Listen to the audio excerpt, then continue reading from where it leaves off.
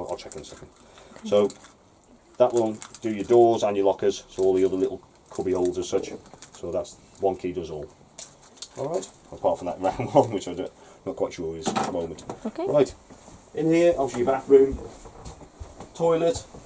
For some reason that's lit up, I don't know why that's lit up. For the moment, I'll get an engineer to come and check that. To flush it, you hear that noise? Yeah. That's the pump circulating round now. There's no water in the flush. Okay. So if you hear that noise, that means it's empty. Yeah. That's the only way you know it's empty, is because it's telling you that. That, you see that's all lit now.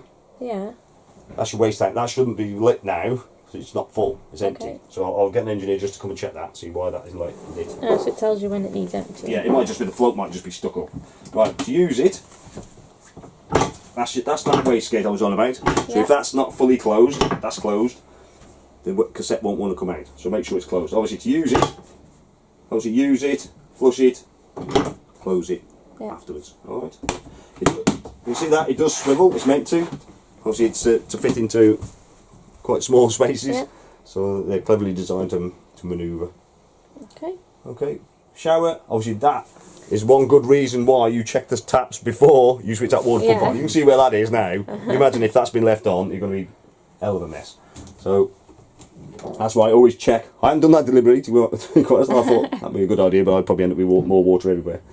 So it's just a mixer tap, but you've got to be obviously careful, obviously be aware of, all you've got is a 10 litre, as I said before, a 10 litre hot water tank. Yeah. Right?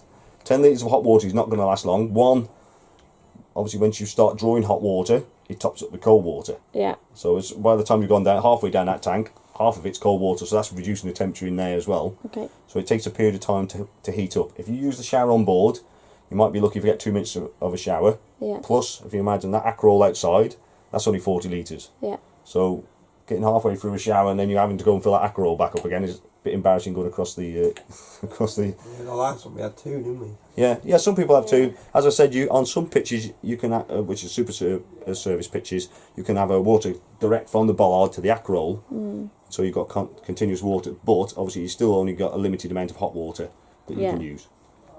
Okay. Yep. Right. So there's much else to show. Oh, TV aerial. Nearly forgot. Right, sitting in there, you can see that there's what is called a directional aerial. Yeah. So the thing with that is have a look, because it's directional, have a look to see where everybody else is pointing theirs first.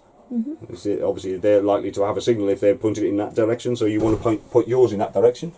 So loosen off the nut, which is quite tight. Wind that one up. So that's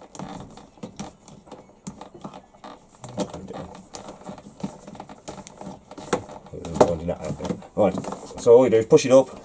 So it's got this red dot here. Yeah. There's this sticker that's not stuck. Red spot, you can see that red spot denotes the front of the antenna. So if obviously it's pointing that way, you can turn it that way, then lock it off. What you've got here, that adjusts the angle of the top of the aerial as well. So if you see everybody tipping their aerial up that way, obviously they must be getting a better signal like that. So all you do is just wind that around and it tips it up. Okay. Obviously just make sure you bring it back up the other way.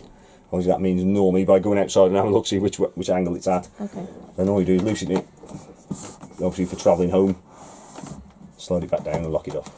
So just remember that to bring that back down before you travel home. Yep. Okay. Yep. What you've also got there, these are the mattresses for the top bunk. And that's also, I think, the bottom bunk of the side bunks there. Obviously your ladder and also the what do you call it, safety guard as such, to stop people rolling out. Okay. All right. Yep. Right. Unless you've got any questions, what we've got here is the handover sheet. So this is just on, all it is on explanation of how things work. Well, obviously I've been doing that. Hopefully it will make sense as you're going through it, so you don't need that one. So what I want you to do is just read through these and tick these as you're happy of